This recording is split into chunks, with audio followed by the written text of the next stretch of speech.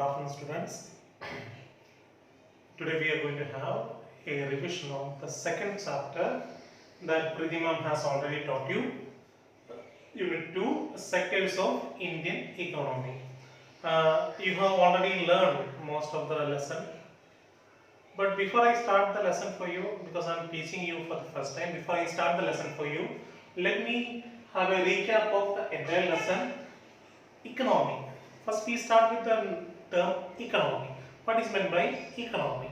Economy is the sum total of all the economic activities happening in a country.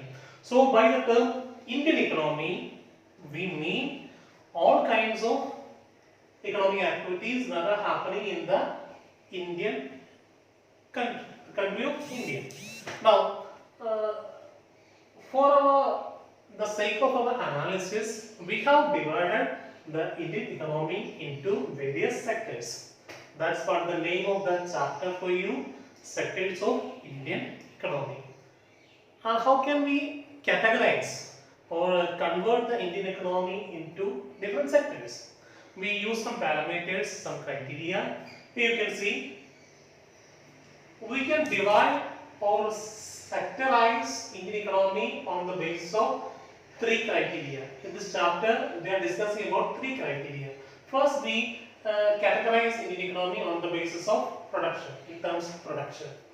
Now, then we can also categorize Indian economy on the basis of employment. Then we can categorize Indian economy on the basis of ownership. So, this is a summary of the entire chapter. Clear? So, on the basis of production, we can divide the Indian economy into primary sector, secondary sector and tertiary sector. And on the basis of employment, the entire economy can be divided into the organized sector as well as the unorganized sector. On the basis of ownership of a particular economic activity, we can divide the economy into public sector, private sector, joint sector. Clear? So three parameters are three criteria: production, employment, ownership. On the basis of production, primary, secondary, tertiary. On the basis of employment, organized and unorganized. On the basis of ownership, public, private and joint sectors. Clear? In this chapter, I observed that you have learned up to production and employment. Now we are supposed to deal with this ownership. Clear? Thank you. Dear students, under the heading Classification of Indian economy on the basis of production, firstly we are going to deal with this primary sector. We are going to see the characteristics of the primary sector. First of all, primary sector produce a good by exploiting natural resources. Whatever we get directly from the nature, that falls under the category of primary sector. And it forms the base for all other products. That means the primary sector produces the raw materials for the subsequent sectors. Which is the subsequent sector? The secondary sector, industrial sector. So the industrial sector gets its raw material from primary sector. That's why primary sector is called primary at the first place. It is also called agriculture and related sector. It is very obvious because primary sector's main activity is agriculture. It includes activities such as agriculture, dairy, fishing, forest produce, mining and quarrying. Clear? I repeat once again, primary sector produce a good by exploiting natural resources. It forms the base for all other products that we subsequently make. It is also called agriculture and related sector.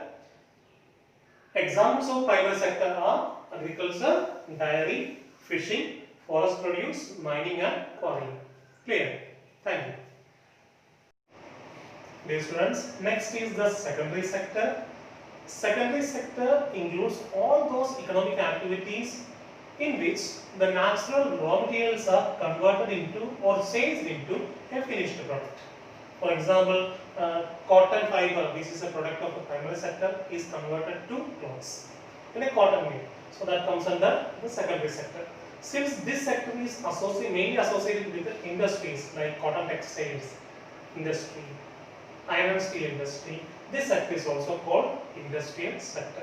Once again, secondary sector includes all those economic activities in which natural raw materials are changed into finished products. For example, cotton fiber is converted into cloth. It is also called what? Industrial sector. Thank you. Third one is the tertiary sector. The tertiary sector includes all those activities that help primary as well as the secondary sector. Okay, and the activities in this sector deal with services rather than goods. They are producing services, not goods. That's why this sector is also called the service sector. I repeat, activities that help primary and secondary sectors come under tertiary sector. The word meaning of the term tertiary is third, because this is the third sector. It is called tertiary. Okay, third. They generate services rather than goods. It is also called service sector. Clear? Examples of service sector are also all kinds of services like transportation, communication, banking, IT services, defense, navy, air force, army, police service, education, healthcare service. So all kinds of services. Entertainment industry comes under service sector. Movies, television, internet, Facebook, WhatsApp, everything is under service sector. Okay. Now we have learned the three sectors of the economy: primary, secondary, tertiary. You have to keep in mind, all these three sectors are not exclusive with each other. Rather, they are very much interdependent on each other.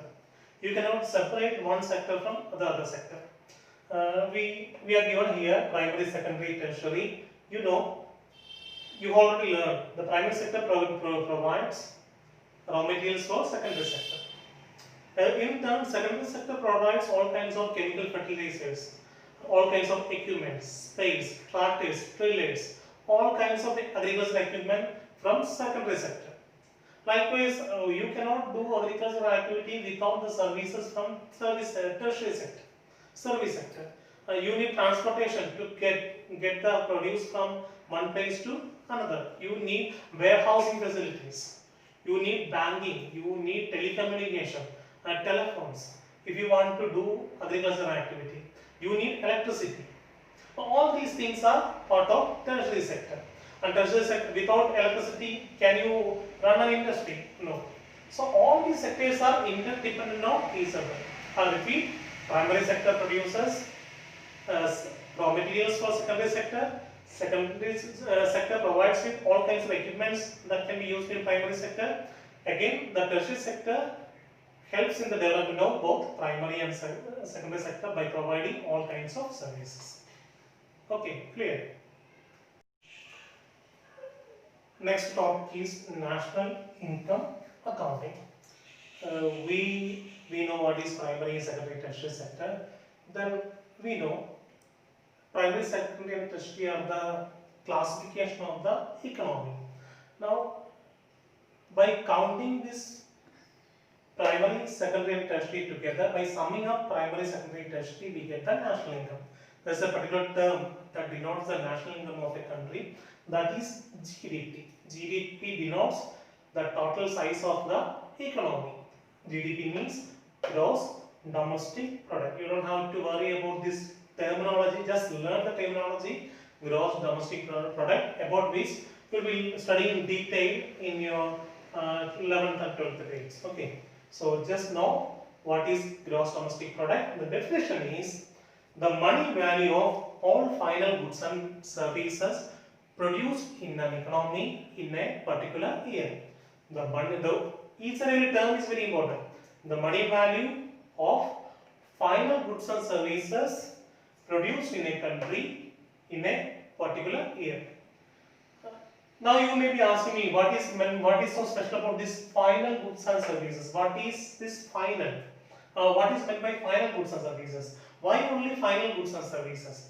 That is very important.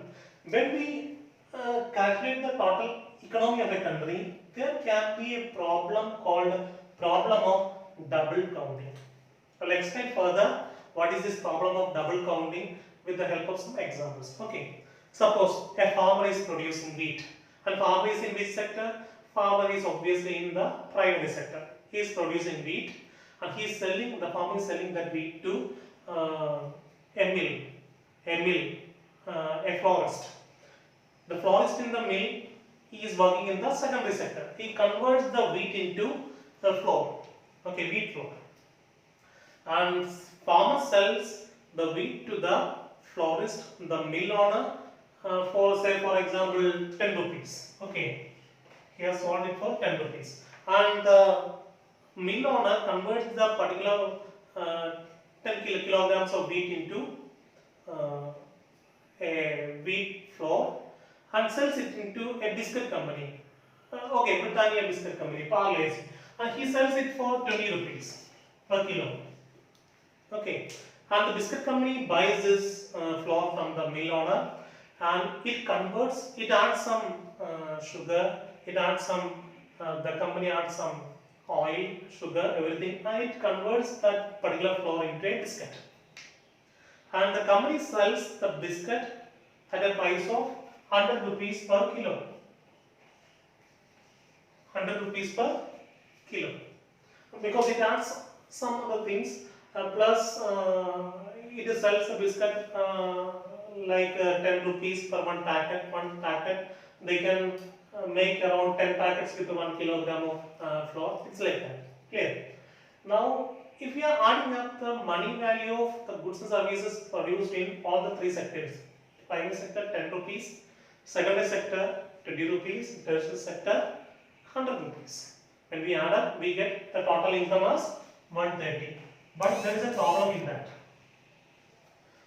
In this 130 rupee, 20 rupees is the money this person has paid to the mill owner. Therefore, 20 rupees is included inside this 100 rupee. And this 10 rupee is included in this 20 rupee. So, if we are counting everything, we will be counting 2 times or 3 times the same money that is received by the farmer or the mill owner. Therefore, we need to take only the final product, that is the biscuit. Final product is the product that is coming to the shop. Clear? So that is why we are taking only the final goods and services in the GDP. This is to avoid the problem of double counting. Clear? Therefore, once again, the definition for gross domestic product is the money value of, not any other value, money value. Okay, what is the cost of a particular product? Money value of all final goods and services produced in a country in a particular year, in a financial year. Financial year starts from April to March next year. Okay, those 12 years. So, GDP is the sum of primary plus secondary plus tertiary, which shows the size of the economy. Clear? Thank you. So students, now you have to keep in mind that not all the sectors are equally important. Some sectors may be more important than other sectors. So take for example the jobs of your parents. Most of the people sitting in this classroom might have a parent working in the service sector. Obviously, your parents are working in the services, in Navy. That is in the service sector. But take the jobs around the world. Most of the jobs are in the service sector, not in the primary sector or secondary sector. Now, service sector is the most important sector around the world, across the world. When we check the history of the developed countries like USA or UK, France or Germany, you can find out when a country is really underdeveloped or not at all developed, the primary sector will be the most prominent. Most of the people will be working in the agriculture sector. They will be farming. And when then gradually the country starts developing. When the country starts developing, more and more new industries, factories, firms starts to come up. And people shift their job from the agricultural field to these factories. They become factory employees. Then in the second phase, in the developing phase, secondary sector becomes more prominent. Then the then gradually the country develops further. When the country achieves desired level of development, or when the country is really developed, the tertiary sector takes the front seat. Well, now most of the people will be working in the tertiary sector, like transportation, communication, services, and various kinds of services, government jobs, IT sector, likewise.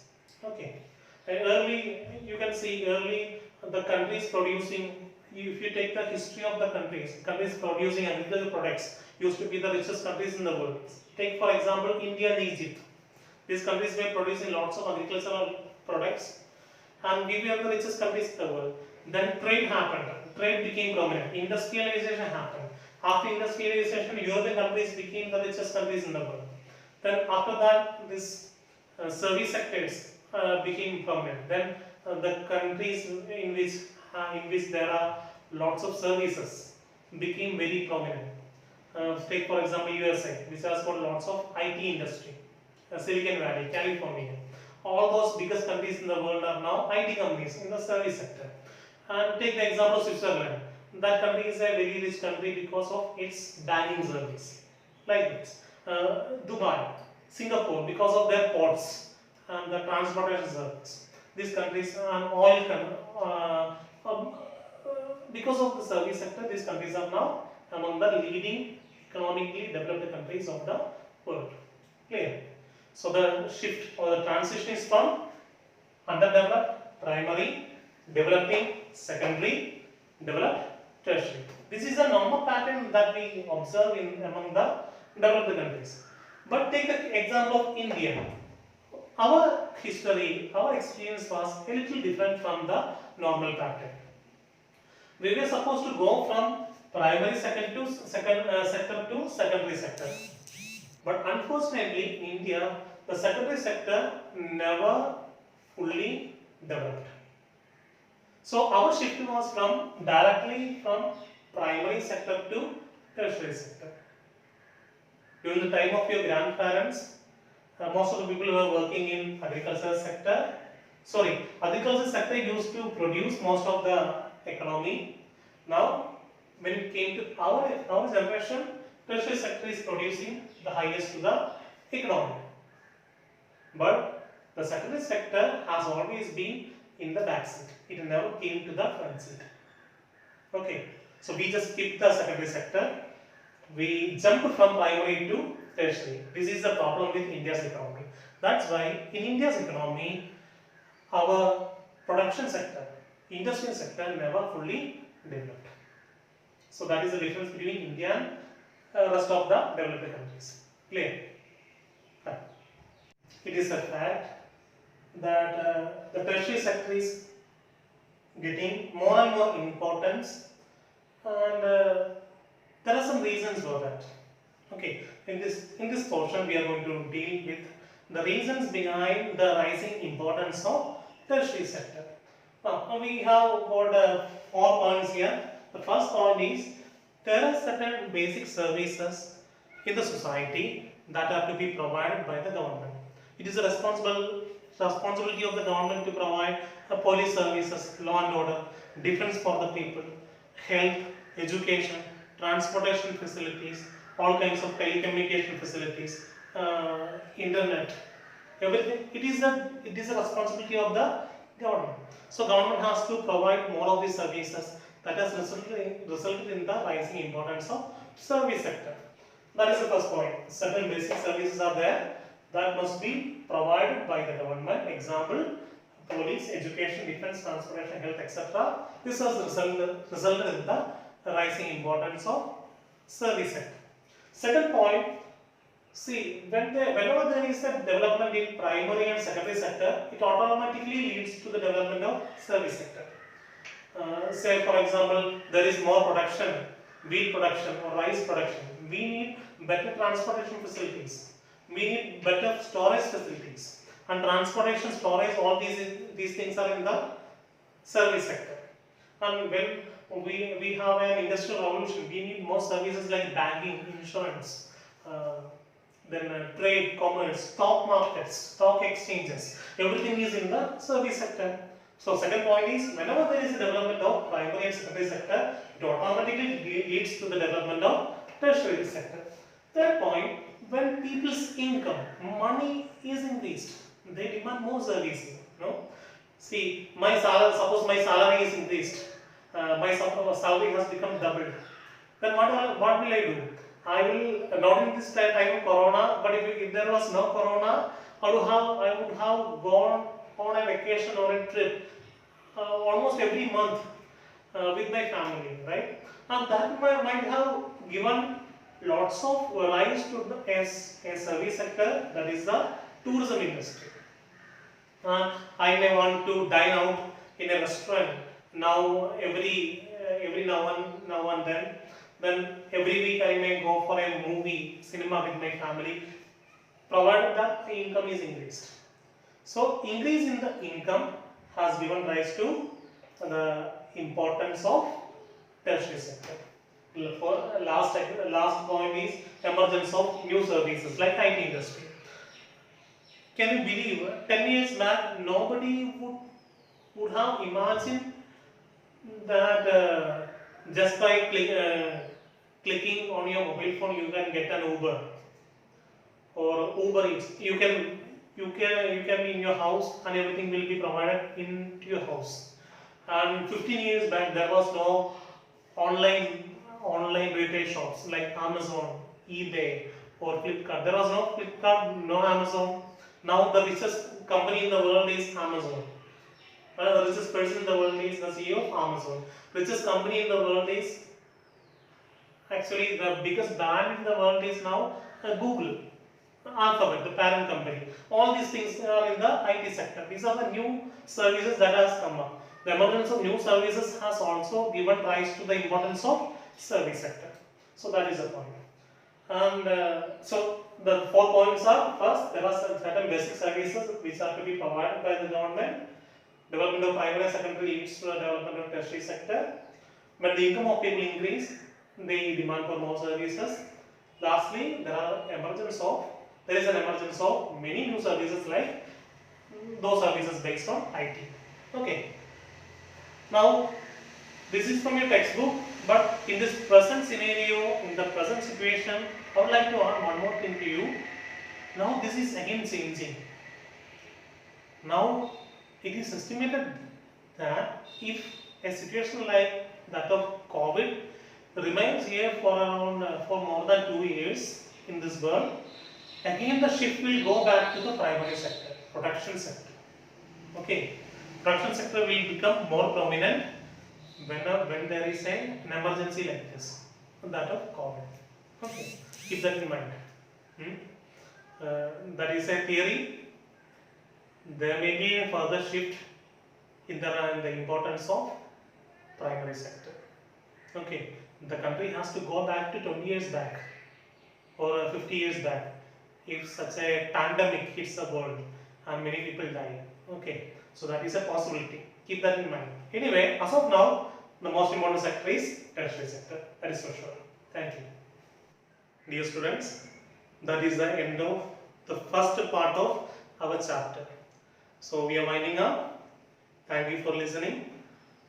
Wish you a very pleasant day, a very rainy day indeed. Okay, we'll be continuing the lesson in the next chapter. Thank you.